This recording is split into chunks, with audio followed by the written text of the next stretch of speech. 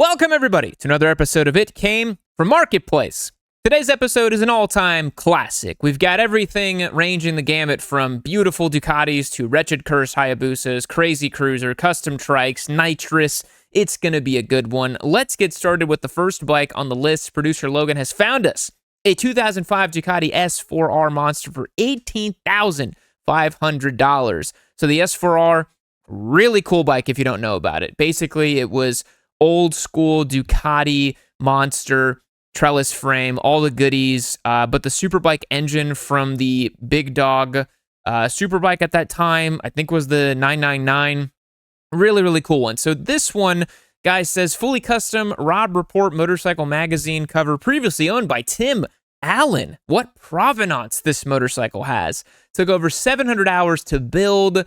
Says it was stripped and sanded, blah, blah, blah. This is the only S4R that has radial mount brakes, starts, runs, rits, and rides. That's good. So we got tons of parts here. We're not going to go through everything. Some of the highlighted parts here I see is a CBR 1000RR front fork with DLC lowers. That's race tech valving as well. The motor was reworked by Desmodo Sport in San Francisco. So higher compression cams, porting, fully tuned, all that stuff. 996 side stand, Brembo RCS master class. I mean, so much stuff thrown at this. So let's take a look. Let's stop beating around the bush. Oh my goodness. So I almost bought an S4R twice this year. Two different times I almost bought an S4R. There was a Tricolore that I almost bought. 18.5 is quite a bit of money for this, but it is like truly a one-off custom, actually amazing motorcycle, but you'll still have issues. Because the thing with an ultra custom motorcycle like this, yes, the price point 18.5 reflects that, all that good stuff. It's no longer standard, right? Because so much has been done to it, even if it has been done at an extremely high level, which this one was. If you have any problems with it, if anything comes up with this motorcycle, you're going to have a hard time fixing it, diagnosing it, seeing what the issue is. If you even take it to a shop, they might kind of scratch their heads and be like, well, we don't have like a good baseline to work with this thing, right? But what a gorgeous piece of eye candy, though, right? Look at the dry clutch. I've never seen something like this. Hopefully we have a better picture of this. Okay, check this out. So this is the belt system that keeps the Desmos in time on a Ducati. This is a wear item that typically gets wear out every, I think it's like 7,500 miles. You got to do the belts and check the Desmos and all that. Your service intervals may be tighter on this one. I don't remember off the top of my head for this particular engine. But, I mean, you can tell there's, a lot of custom wiring and different parts and bits and bobs on this thing. Some stuff, there's so much to look at, right? You have this Öhlins reservoir here going back to the rear shock, Öhlins shock. You have this custom exhaust. It looks like it was custom made for the bike.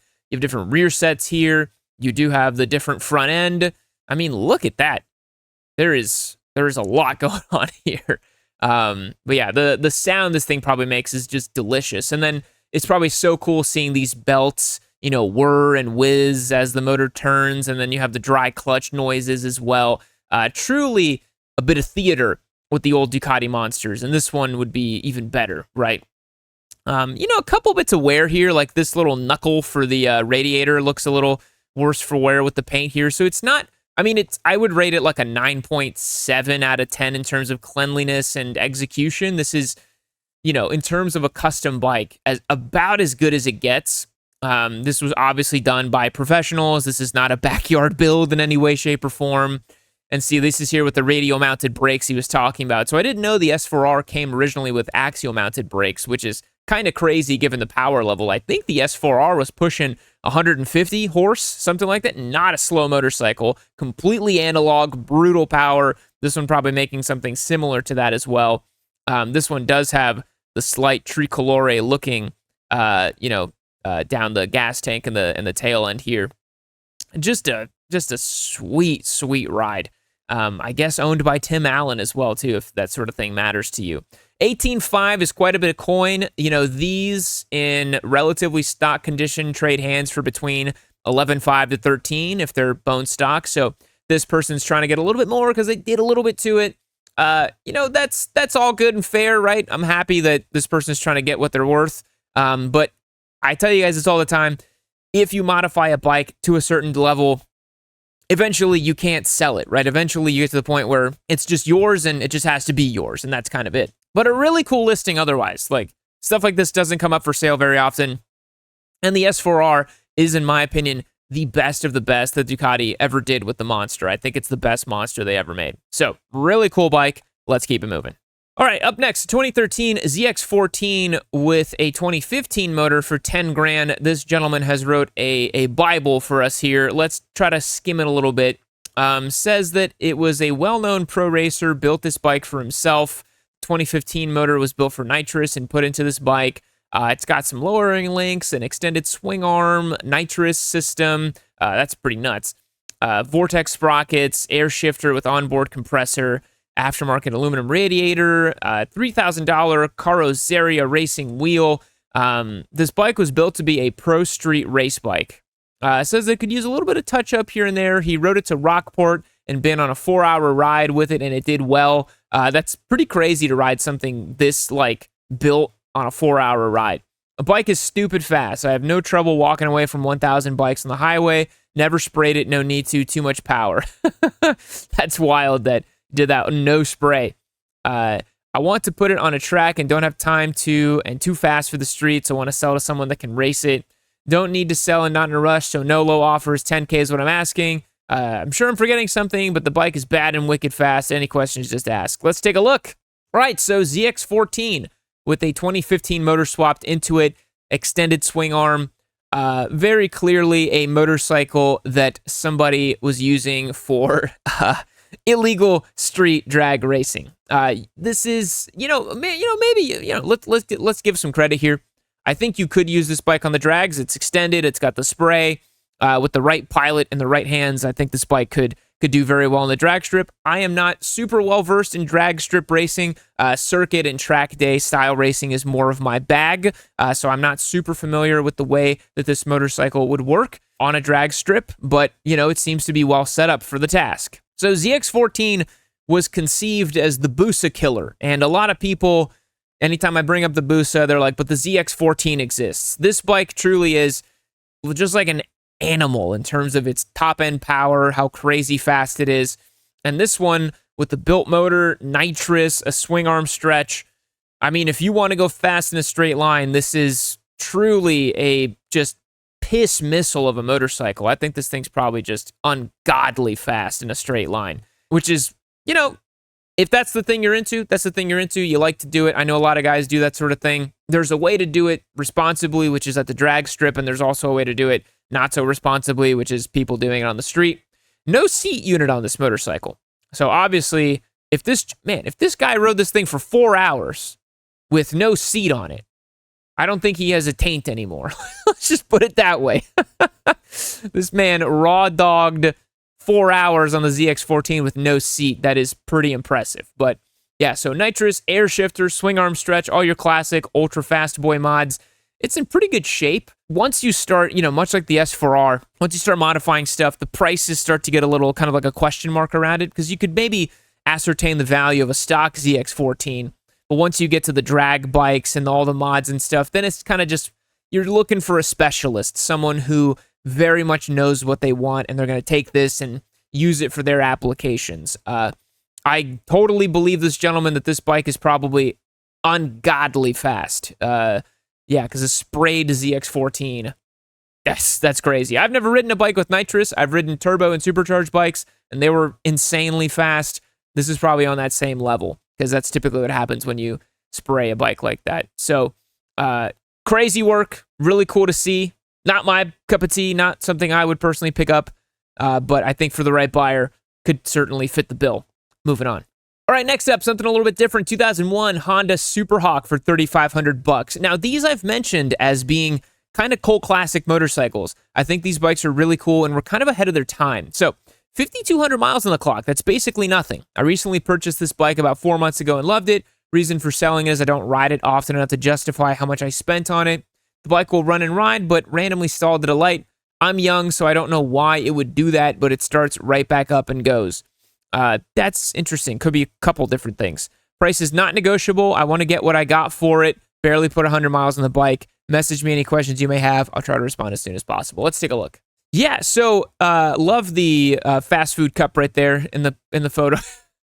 I don't know why that was included, but it's kind of funny. Superhawk is a cool bike, man. I really think these were ahead of their time. Look at the frame on this thing. Perimeter aluminum frame, kind of the half fairing look on this thing, kind of like an old SV without the belly pan over here. These featured a V-twin motor. I don't remember. I think the Superhawk was a 650, if memory serves me correctly. I think they were kind of like a Honda SV650, basically. You guys correct me in the comments if I'm wrong, but I can't exactly remember the displacement on the Superhawk. But, you know, very sporty motorcycle, still reasonably comfortable. Again, I really think this motorcycle was way ahead of its time because this sort of thing would sell really, really well today. If you got this sort of bike today, which I still think Honda should bring back the Superhawk name. I think that would be a great bet. Both the Silverwing and the Superhawk should make a comeback in Honda's lineup because this motorcycle, relatively comfortable, fully fared, sporty enough, fun enough, characterful engine, really, really sweet, right? It's got the side-mounted radiators, kind of like the VFR did, which probably makes it a bit tough to service, but, you know, whatever. Really clean motorcycle. What did they say? 5,100 miles or so? 5,200 miles on the clock, $3,500. Yeah, you know, I don't think we need to include this thing at the bottom saying price is not negotiable and kind of maybe he's gotten some lowball offers and he's kind of upset about it. But, you know, it's probably worth between $3,000 and $3,500. It's really clean. The plastics look good. Everything looks stock. Everything looks clean. It does have a pipe on it, but, you know, these old bikes, I think that's totally fine. I can't remember if this motorcycle was EFI or if it was carbureted, because I think that the issue this gentleman's having with its stalling at a light, that could be carb, that could be battery, it could be that the voltage is dropping, or it could be a battery terminal that's loose or whatever, and then when you park or stop, it just like kind of loses the charge. There's a lot of reasons why a bike stalls at a stop. Typically not a huge issue. It could be the idle is set incorrectly and it just kind of doesn't go high enough and just kind of dies. So I don't think that's a huge detractor. That is a very ambitious speedometer. It goes all the way to 180 miles an hour. You are not going to be doing those type of speeds with this motorcycle. You might do, you know, like maybe 130 at best. But a great looking little motorcycle. I think this bike's got a lot of character. It's not something you see all the time. And, you know, it's a Honda, so it was built during a time when Honda took a lot of pride in what they were building and is a pretty sweet little motorcycle. So this one I'm going to rate pretty highly. Let's rate it like a 8.5 out of 10, even though I didn't rate the other two. But this one, 8.5 out of 10. Really sweet. Love it. Next up, 2000 Suzuki TL1000 for $3,000. Firm, runs and rides good, moving. Can't take it with me. We have very little information, very cryptic. Let's take a look. Oh boy. A wretched runt of a motorcycle. What the hell is this thing, dude? Look at this. Stumpy, weird little tail, extended swing arm, the most atrocious exhaust system. Ew, what is even that? Little dual fart cannon. This is like, you know, the Panigale R's. They had the twin pipes in the back. This is the Panigale you have at home. This is like Toy Story, that kid, Sid, who would like mangle up the toys or whatever. Somebody went Sid mode on this thing. Really sad to see, especially because the TL is a really sweet bike. And I think that, I believe it had an issue with its shock that would cause people to, you know, have a crash and not really work very well. We have two different tires on this thing. We have like a weird, like, this almost looks like a rain spec race tire. And then we have a scrambler tire up front. Scratches on the cases over here. This atrocious stumpy little tail thing. The really ugly front headlight. Just a mangled up little motorcycle, man. Genuinely no reason for this thing to exist. Someone went Toy Story on it and just, you know, just mangled it up beyond belief. Really sad to see. Just sad to see. I'm going to rate this one a 1 out of 10, and may God have mercy on your soul. Next up, 2016 custom V8 Trike for $40,000. That is a lot of money. $7,500, one of a kind, custom V8 Trike. They all say one of a kind, don't they? No other one like it. 327, 700 R4 automatic transmission, disc brakes, Dakota dash, Harley EFI fuel injection, full metal 55 Chevy Bel Air trunk from a 4-door car with complete full trunk, titled as a motorcycle in Texas. God bless the state of Texas. You can title anything in this state. You can get anything registered, anything like that. Insane. Not a must sell. Not a must sell. Price is firm. Negative comments will be blocked and deleted. This person does not want to talk to you if you're being negative. Only positive messages and attitudes for this person. They will not negotiate over Messenger. Come and see it in person. Let's take a look. Let's come and see it. Wow. Okay. Yeah, it is as was described a V8 Trike. Looks like he's got another one in the back. It's clearly a trike enthusiast of some description. Look at the Chevy Bel Air rear end, man. That truly is one of a kind. Just like the most boomer mobile thing, right? Don't you just hear like Bad to the Bone playing while you're on this thing? It kind of looks like a chariot of death, with the handlebars being swept about 5 feet back from the actual front geometry of the motorcycle. This, I don't even know what kind of spring that is that's holding the whole front of this thing up. I guess it doesn't really matter because it's on 3 wheels. But truly, this rear end and then this front seat here, talk about a machine that, you know, Death Trap comes to mind for sure. I think a giant V8 stitched together in this chariot of death sort of way does not instill confidence. This is a terrifying looking ride. This feels like, you know, this feels like something you would see in a video game with like a boss you have to fight. He like rides this insane V8 trike thing. Like he's the final boss and you got to like hit him in his hot zones back here in the Bel Air. I mean, I don't know anything about trikes. These are just terrifying to look at, and I think you got to be a trike guy. But 40 G's feels like a lot of cash for something like this, you know? I think the ceiling on crazy trikes is like 15. Honestly, I get that this one's... I mean, this is one of the nicer ones I've seen, but I don't know of anyone that would ever pay 40 grand for this thing. And it's just too far gone, man. That's your trike. You're never going to sell it. Never going to sell it. Moving on. 1986 Honda Nighthawk for nearly $8,000. That is a lot of money. 14,000 miles. Honda Nighthawk 700cc. True survivor. Beautiful. Like brand new. All stock. Everything works. New titles. Everything works. New tires. Clean title. And, you know, that has to be one of the most beautiful Honda Nighthawks I've ever seen. It does look showroom fresh. I like that they said true survivor. I like that descriptor for it because that certainly is how it looks. Stock fender over here. Stock pipes, maybe even. Wow, look at this time capsule, man. We truly have a wild card Facebook episode today, huh? Look at this thing. Look at this. I really like the dash on these. Yeah, look at that. I love the old school. Oh, and it's got that thing in the middle too, the little like crosshair. This is so 80s to me. The amber orange clock numbers and then on black. It's got a gear position indicator. Look at that. Honda in the 80s. Really cool. Carbureted, I think. Yeah, carbureted, old school Honda Nighthawk, $8 grand. You know, it's a bit of money, right? $8 grand for an old 80s bike, but this might be the nicest one I've ever seen. And I just think it's cool to own a time capsule bike like this. If you can actually get one that's this clean and fresh, that's the thing that would convince me to ride a vintage motorcycle. Also, cute little dog in the background. We always have to point out the pets in people's photos because it's just so nice to see. Really nice. He looks like a fat little cow in the background. I like him back there. Honda Nighthawk. Beautiful little motorcycle. 4 cylinders, as you guys can tell right there. So nice little bark and growl to this thing. Just a great, I mean, look at the ergonomic setup, kind of like the UJM Evolved, right? Like you can clearly tell that this is still using the similar architecture and understanding of Japanese UJMs from the 70s. This is kind of one of the last UJMs, you know, inline 4, cradle frame, all that good stuff. This was right in the mid 80s was when they started switching over. Like Suzuki kind of did it with the GSX-Rs, and you know the bike started really changing a lot. So this is kind of the last of the Mohicans, so to speak, and a beautiful vintage, beautiful example. I love the Honda decal on the side here. The badging looks beautiful.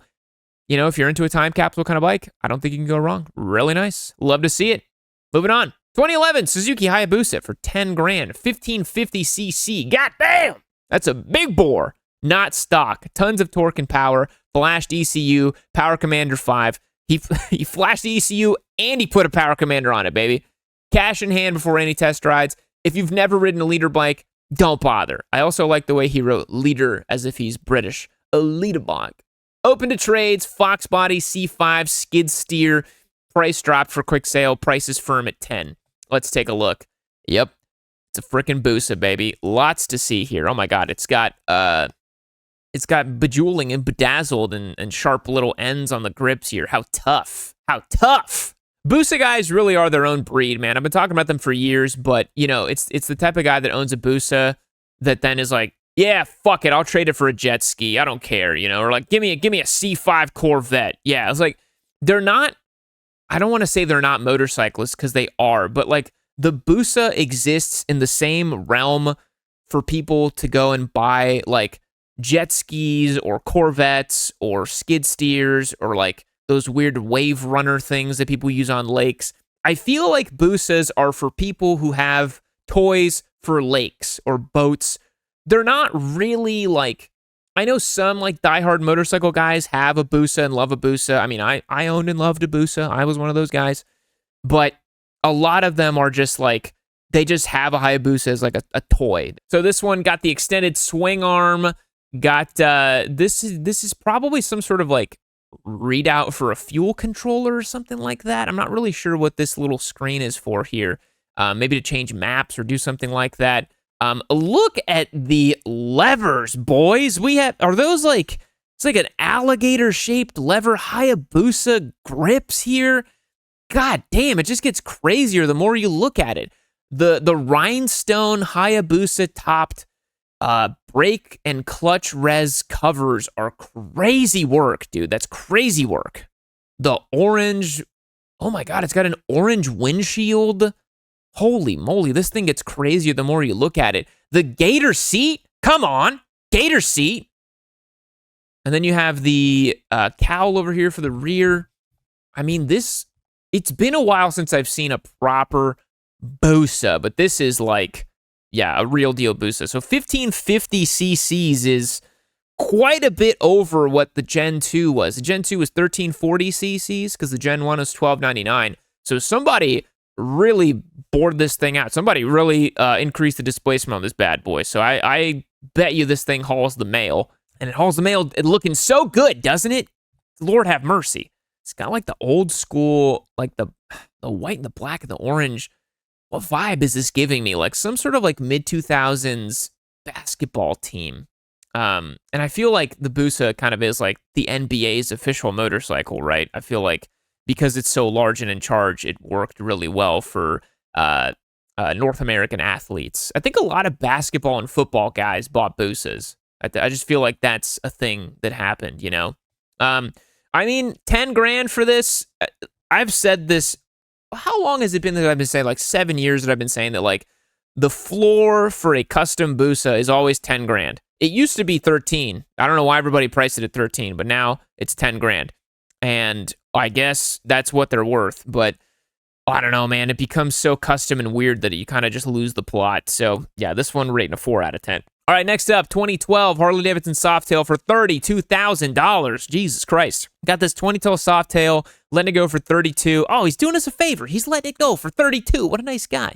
Our best offer, built for the TV show The Mayans. I don't know what that show is. Beautiful bike, just don't have time to use it. No rush in selling it. Let's take a look. Holy crap. Talk about custom paint, brother. Talk about, what is even that? High glass, what does that say? Vi-class? I don't even know what that says over there. Enormous ape hanger bars, everything custom chrome, beautiful. This actually might be a hazard on the road because it is so shiny. You would ride this motorcycle and you just blind everybody around you. If the sun catches this in a certain direction, all children in a school zone become blinded instantly. They go, ah! It's like the sun just reflects the same way you would kill an ant with the sun and the magnifying glass. You just roll this into a school parking lot and just children die immediately. All their eyes just singe and everything burns and it's just crazy. I don't recommend you use this motorcycle in public roads because you're just going to blind everybody. Or they gaze upon it and like Medusa, they are turned to stone because of its enormous, incredible beauty. Its unbelievable stature and size and strength of this Mayan cruiser motorcycle. It is unbelievable what this thing is doing to my heart and soul. All jokes aside, I don't know much about a 2012 Softail other than it's like every other Harley, and I don't give a shit about it. And this one looks real fancy and crazy looking. And so if you're into spending $32,000 on something that is functionally just a crazy chrome piece, tacky cruiser thing, you know, that could be your bag. You could do that and love life and enjoy it.